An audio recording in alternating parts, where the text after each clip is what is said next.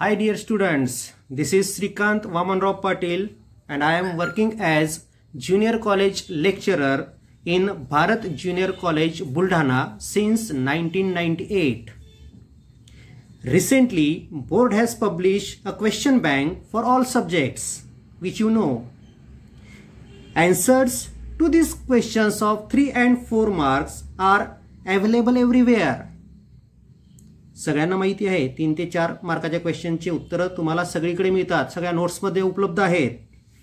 नोट्समध्ये बुकमध्ये वेगवेगळ्या प्रकाशनचे पुस्तकं उपलब्ध आहेत तुमच्याकडे, त्यामध्ये उपलब्ध आहेत.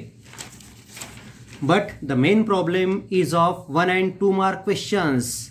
1 आणि 2 मार्काचे जे प्रश्न आहेत त्याच्यामध्ये मात्र मेन प्रॉब्लेम आहे.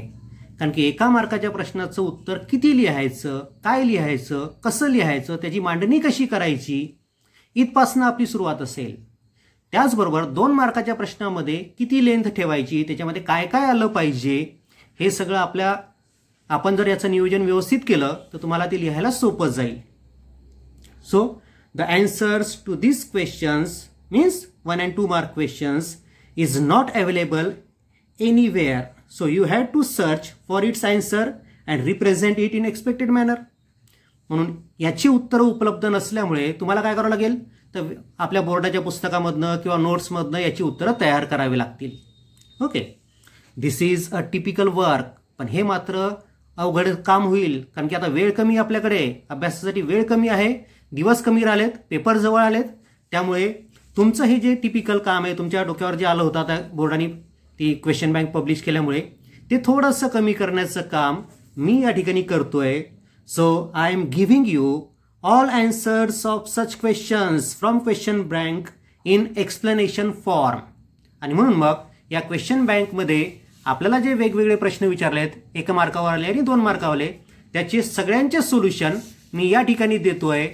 आणि ते एक्सपेक्टेड फॉर्ममध्ये, म्हणजे बोर्डात तुम्हाला कसं लिहायचं आहे हे पण मी तुम्हाला सांगेल. म्हणजे एक्सप्लेनेशन फॉर्ममध्ये मी तुम्हाला सांगतोय, एक्सप्लेन करून सांगतोय. ठीक आहे, पण त्याच वेळेस हे पण लक्षात घ्या, सूचना त्यांनी दिली आहे, हे जे प्रश्न दिले आहेत बोर्डाने, जी क्वेश्चन बँक पब्लिश केली आहे त्याच्यामध्ये त्यांनी सूचना स्पेशली मेन्शन केली आहे, फक्त विद्यार्थ्यांना प्रश्न प्रकारांचा सराव करून देण्यासाठीच. सदर प्रश्नसंचातील प्रश्न बोर्डाच्या प्रश्नपत्रिकेत येतीलच असे नाही, याची नोंद घ्यावी. ठीक आहे, सूचना व्यवस्थित सगळ्यांना समजली. आपला मेन प्रॉब्लेम होता 1 मार्क क्वेश्चनचा आन्सर आणि 2 मार्कच्या क्वेश्चनचा आन्सर कसं रिप्रेझेंट करायचं, कुठून मिळवायचं, ते सगळं काम मी करून ठेवलेलं आहे. आणि आता जे मी लेक्चर्स या ठिकाणी या आपल्या चॅनलवर टाकेल, त्या वेगवेगळ्या लेक्चर्समध्ये तुम्हाला ते सगळे क्वेश्चन आन्सर्स मिळतील. प्रत्येक चॅप्टरसाठी सेपरेट लेक्चर तयार करतो आहे. ठीक आहे, okay. We are discussing solutions of boards question bank of chapter number 4, thermodynamics. The first type is very short answer questions carrying 1 mark each. Now the first question is, when 2 objects are said to be in thermal equilibrium, 2 objects एकमेकांसोबत thermal equilibrium मध्ये आहे असं केव्हा म्हटलं जातं? when temperature of both the objects is same. बरोबर आहे. so when temperature of both is same, then they are said to be in thermal equilibrium. Second question, the science of measuring temperature is called as, it is called as thermometry. सगळ्यांना माहिती आहे. Question third is, state 0th law of thermodynamics. 0th लॉचं statement पुस्तकानुसार घेतलंय आपण, तसं general statement थोडंसं हेच आहे पण थोडं वेगळ्या शब्दामध्ये. बघा काय म्हटलंय तर, if 2 systems are each in thermal equilibrium with a third system, कोणत्या 2 सिस्टीम ह्या तिसऱ्या सिस्टीम सोबत थर्मल इक्विलिब्रियम मध्ये आहे, they are also in thermal equilibrium with each other. असं जर असेल तर त्या दोन्ही सिस्टीम एकमेकींसोबत सुद्धा थर्मल इक्विलिब्रियम मध्ये असतात. स्टेटमेंट व्यवस्थित लक्षात घ्या, तेच आहे, फक्त शब्द बदलवले आहेत. पुस्तकामध्ये या प्रकारे स्टेटमेंट त्यांनी आता दिलेलं आहे आणि पुस्तकानुसारच लिहा. तुम्हाला त्या दुसरे स्टेटमेंट जरी माहिती असली तरी पुस्तकाची भाषा वापरा. Fourth question is, what is energy associated with the random disordered motion of molecules of a system called as. मॉलिक्यूलची जी रँडम मोशन सुरू असते की ज्याला कोणत्याच प्रकारची ऑर्डर नसते, अशा मॉलिक्यूलची जी एनर्जी असते किंवा जी एनर्जी त्या मोशनशी असोसिएट असते त्या एनर्जीला काय म्हणतात, तर त्या एनर्जीला म्हणतात internal energy. Question 5. A group of objects that can form a unit which may have ability to exchange energy with the surrounding is called what? A group of objects that can form a unit. Group of objects की ज्यांचं एक unit तयार होतं, which may have ability to exchange energy with the surrounding, की जे surrounding सोबत एनर्जीची देवाणघेवाण करू शकतात, अशा या ग्रुप ऑफ ऑब्जेक्ट्सच्या युनिटला काय म्हणतात? Called thermodynamic system. आपल्याला माहिती आहे सिस्टीम ही काय करते, सराउंडिंग सोबत एनर्जीची देवाणघेवाण करत असते आणि हा जो ग्रुप असतो त्याला आपण सिस्टीम म्हणतो. Question number 6. On what basis a thermodynamic system can be classified? कोणत्या बेसिसवर आपल्याला थर्मोडायनॅमिक सिस्टीमचं क्लासिफिकेशन करता येतं असा तो प्रश्न आहे. So on the basis of possible transfer of heat and matter to the environment or surrounding म्हटलं तरी चालतं. हां, ती जी सिस्टीम आहे ती सिस्टीम सराउंडिंग सोबत कशा प्रकारे हीट आणि मॅटरची देवाणघेवाण करते त्यानुसार आपल्याला थर्मोडायनॅमिक सिस्टीमला क्लासिफाईड करता येतं. ठीक आहे. What is thermodynamic process? Thermodynamic process कशाला म्हणतात? A process in which thermodynamic state of the system changes is called thermodynamic process. ज्या प्रोसेसमध्ये थर्मोडायनॅमिक सिस्टीम बदलेल ती असेल थर्मोडायनॅमिक प्रोसेस. त्यानंतर 8वा क्वेश्चन आहे डिफाईन हीट. आता हीट हा एनर्जीचा एक फॉर्म आहे आपल्याला माहिती आहे, आणि हा जो एनर्जीचा फॉर्म आहे तो जेव्हा एका बॉडीकडनं दुसऱ्या बॉडीकडे जातो तर केव्हा जातो? दोन्ही बॉडीचं टेम्परेचर सारखं असेल तर हीट एनर्जी ट्रान्सफर होते का? ट्रान्सफर होत नाही. म्हणजे जेव्हा टेम्परेचरचा डिफरन्स असेल त्याच वेळेस त्या ठिकाणी हीट एनर्जी ट्रान्सफर होते. सो डिफाईन हीटमध्ये काय म्हणता येईल आपल्याला? It is the energy which get transferred due to temperature difference. हा एक एनर्जीचा फॉर्म आहे की जो तेव्हाच ट्रान्सफर होईल जेव्हा त्या ठिकाणी टेम्परेचर डिफरन्स असेल, तर ती जी एनर्जी ट्रान्सफर होते त्याला म्हणायचं heat. Question number 9. What is internal energy of the system when the amount of heat Q is added to the system and system does not do any work during the process? म्हणजे आपण एखाद्या सिस्टीमला Q एवढी energy दिलेली आहे, तर साहजिकच आहे ती एनर्जी 2 पर्पजेससाठी वापरता येते आपल्याला माहिती आहे. त्या हीट दिलेल्या एनर्जीपैकी काही एनर्जी टेम्परेचर वाढवण्यासाठी वापरल्या जाते, म्हणजे इंटरनल एनर्जी वाढवण्यासाठी वापरल्या जाते, तर काही एनर्जी एक्सटर्नल वर्क करण्यासाठी वापरल्या जाते. हा फर्स्ट लॉ आपल्याला माहिती आहे. मग आता इथे त्यांनी काय म्हटलेलं आहे? The amount of heat Q is added to the system and system does not do any work.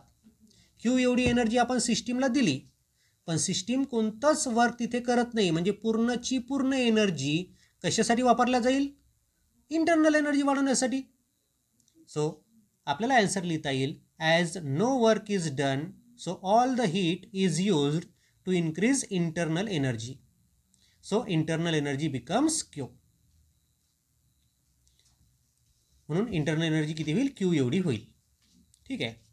10th question is when do the system loses energy to the surrounding and its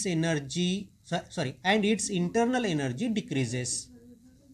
केव्हा system सराउंडिंगला energy loss करते आणि त्यामुळे तिची internal energy कमी होते. ठीक आहे. मग आता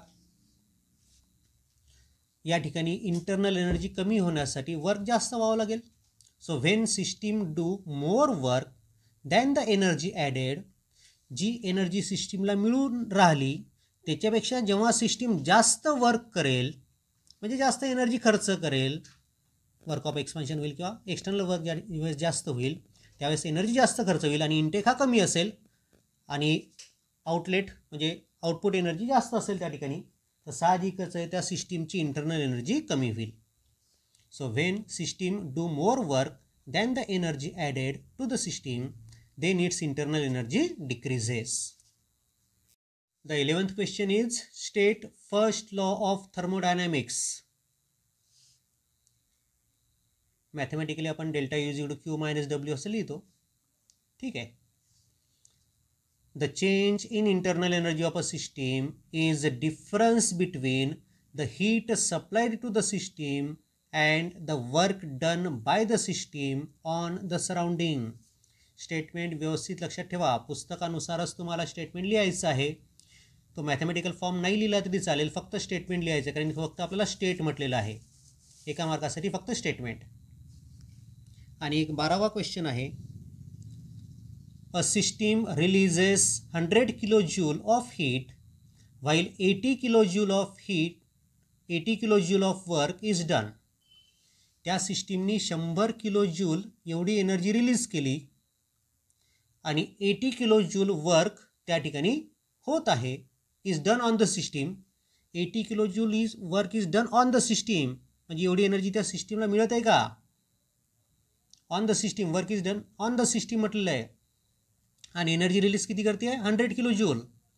calculate the change in internal energy. Change in internal एनर्जीचा फॉर्म्युला काय? Supplied heat minus work done. Supplied heat is 80 कारण की work is done on the system. आणि एनर्जी सप्लाइड किती आहे? एनर्जी सिस्टीम रिलीजेस एनर्जी किती आहे? 100 kilo joule. So 100 minus 80, so it is 20 kilo joule. So change in internal energy is 20 kilo joule. The next type is the questions on short answer 1. SA 1 टाईपवर प्रत्येक प्रश्नाला 2 mark असतील, त्यामुळे 2 मार्काच्या नुसार आपल्याला उत्तर लिहायचं आहे. आता इथे या टाईपमध्ये PV डायग्रामच विचारले तुम्हाला वेगवेगळ्या प्रोसेसच्या. पहिला क्वेश्चन आहे draw PV diagram of reversible process. मग PV डायग्राम आपण रिव्हर्सिबल प्रोसेसची काढतोय. V म्हणजे व्हॉल्यूम हे एक्स ॲक्सिसवर असेल आणि प्रेशर हे Y ॲक्सिसवर असेल. PV diagram. आता रिव्हर्सिबल प्रोसेसमध्ये ज्या पाथनी फॉरवर्ड डायरेक्शन किंवा फॉरवर्ड रिॲक्शन होते त्याच पाथनी रिव्हर्स रिॲक्शन होत असते. म्हणून सेम पाथ फॉरवर्ड आणि रिव्हर्स दोन्ही प्रोसेसमध्ये फॉलो होईल. त्यामुळे त्याच पाथवर फॉरवर्डचा ॲरो आणि रिव्हर्सचा ॲरो आपण दाखवला आहे. VI म्हणजे इनिशियल व्हॉल्यूम आहे, VF म्हणजे फायनल व्हॉल्यूम आहे, PI म्हणजे इनिशियल प्रेशर आहे, PF म्हणजे फायनल प्रेशर आहे. ठीक आहे. PV डायग्राम काढायची, फक्त एवढं करून नाही ठेवायचं. 2 मार्कासाठी फक्त तुम्हाला याला 2 मार्क नाही भेटणार, 1च मार्क भेटेल. त्यामुळे याला लेबलिंग पण करायचं आहे. लेबलिंग मी तिथे दाखवलेलं आहे, तुम्ही पॉज करून बघू शकता. दुसरा क्वेश्चन आहे draw PV diagram of irreversible process. आता इरिव्हर्सिबल प्रोसेसमध्ये फॉरवर्ड रिॲक्शनचा पाथ आणि रिव्हर्स रिॲक्शनचा पाथ वेगवेगळा असतो. म्हणून फॉरवर्ड रिॲक्शनचा पाथ मी असा दाखवला, रिव्हर्स रिॲक्शनचा पाथ असा दाखवला. ॲरोकडे लक्ष ठेवा, ॲरो एकमेकांच्या अपोजिट आहे. हे इनिशियल प्रेशर, हे फायनल प्रेशर, हे इनिशियल व्हॉल्यूम, हे फायनल व्हॉल्यूम, त्याचं लेबलिंग. इरिव्हर्सिबल प्रोसेससाठी PV डायग्राम. ठीक आहे. The third question is draw PV diagram showing positive work with varying pressure. Positive work with varying pressure. Positive work म्हटलं म्हणजे arrow या डायरेक्शनने असेल, लक्षात ठेवा. P1 टू P2 असं प्रेशर चेंज होत आहे की पहिली स्टेट आहे त्या प्रोसेसची, ही दुसरी स्टेट आहे. आणि volume V1 to V2 change होत आहे. म्हणजे व्हॉल्यूम वाढत आहे, प्रेशर कमी होत आहे. वर्क असेल एरिया बिलो द कर्व, हा एरिया वर्क दाखवेल. आणि त्याला फॉर्म्युला आपण लिहू शकतो, integration for PdV from V1 to V2. आणि या इंटिग्रेशनची व्हॅल्यू ग्रेटर दॅन 0 येते, म्हणून हे वर्क डन पॉझिटिव्ह असेल. ठीक आहे. ही PV डायग्राम फॉर पॉझिटिव्ह वर्कसाठी. अशीच PV डायग्राम निगेटिव्ह वर्कसाठी येईल. Draw PV diagram showing negative work with varying pressure. Pressure बदलत आहे, म्हणजे ही स्टेट आता पहिली झाली, दुसरी झाली. निगेटिव्ह वर्क, ॲरोची डायरेक्शन या दिशेने असेल, लक्षात ठेवा. हा जो एरिया आहे दाखवलेला या ॲरोच्या या कर्वच्या खालीचा, हा एरिया दाखवेल work done.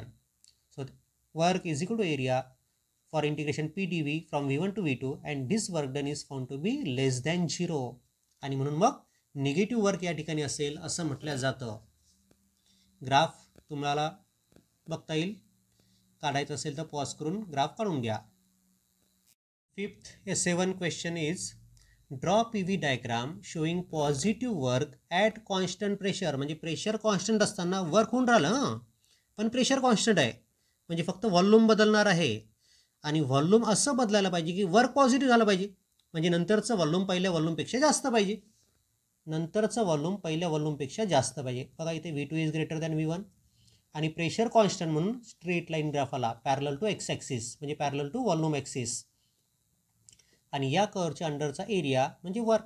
So work is equal to area is equal to P into V2 minus V1 which is greater than 0. असा हा PV डायग्राम आहे. कोणासाठी?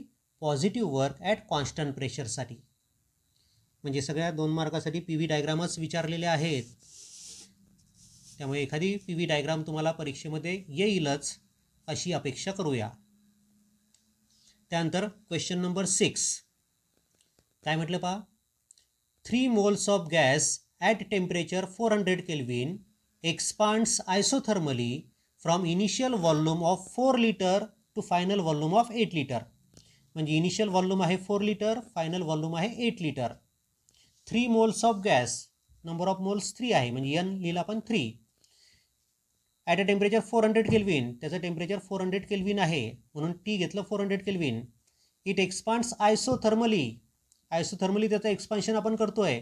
Find the work done. मग work done in isothermal process काय असते? So work done is equal to NRT log base to e of VF upon VI. Formula सगळ्यांना माहिती आहे. त्या लॉग बेस टू ईला लॉग बेस टू 10 मध्ये convert करा. So N is 3, R is 8.31 joule per mole per kelvin, temperature is 400 kelvin आणि याला log base to 10 मध्ये कन्वर्ट केलं. So 2.303 into log of VF upon VI. VF किती आहे? 8 upon 4 म्हणजे लॉग ऑफ 2 आणि लॉग ऑफ 2 किती येतो? 0.3010. म्हणजे आपल्याजवळ आहे 400 इंटू 3 म्हणजे 1200, 8.31, 2.303 इंटू लॉग ऑफ 2 म्हणजेच 0.3010. आपण कॅल्क्युलेशन्स केले. लॉगचे कॅल्क्युलेशन इथे मी तुम्हाला दाखवलेलेच आहेत. तर आपल्याला आन्सर मिळतं 6913 जूल्स म्हणजेच 6.913 किलो जूल. ठीक आहे.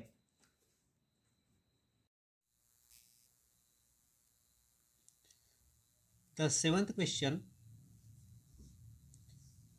An ideal gas of volume 2 liter is adiabatically compressed to 1/10 of its initial volume.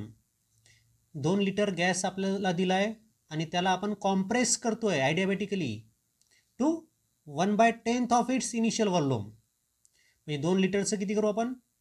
2 litre bye 10 म्हणजे 0.2 लिटर एवढं नंतरचं व्हॉल्यूम असेल. The initial pressure is 1.01 into 10⁵ pascal. Calculate the final pressure. Initial pressure दिलेलं आहे, final pressure काढायचं आहे. Process कोणती? आयडियाबॅटिक आहे आणि तिथे तुम्हाला गॅमा दिलेला आहे 1.4. त्या आयडियल गॅसचा गॅमा तुम्हाला 1.4 दिलेला आहे. मग इनिशियल व्हॉल्यूम आहे 2 लिटर, फायनल व्हॉल्यूम किती होते? 1/10 ऑफ 2 लिटर म्हणजे 0.2 लिटर. इनिशियल प्रेशर दिलं, फायनल प्रेशर काढायचं आहे. मग आयडियाबॅटिक प्रोसेस असल्यामुळे आपल्याला रिलेशन माहिती आहे, PV raised to power gamma is equal to constant. म्हणजेच P1 V1 raised to power gamma is equal to P2 V2 raised to power gamma. म्हणजेच P2 म्हणजेच PF is equal to PI into VI upon VF raised to power gamma.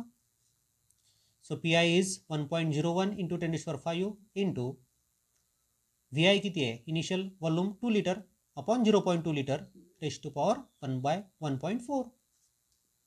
So 1.01 into 10⁵ into 10 rest to power 1.4. आता 10 rest to power 1.4 ची value इथे लॉगनी मी तुम्हाला काढून दिलेली आहे 25.12. So 1.01 into 10⁵ into 25.12. So final pressure is 25.37 into 10⁵ pascal. ठीक आहे. या प्रकारे आपल्याला ते आन्सर मिळतं. लॉगचे कॅल्क्युलेशन पाहिजे असतील ते इथे दिलेले आहेत, बघून घ्या. Next question is explain the cyclic process. आता सायक्लिक प्रोसेसबद्दल आपल्याला माहिती द्यायची आहे.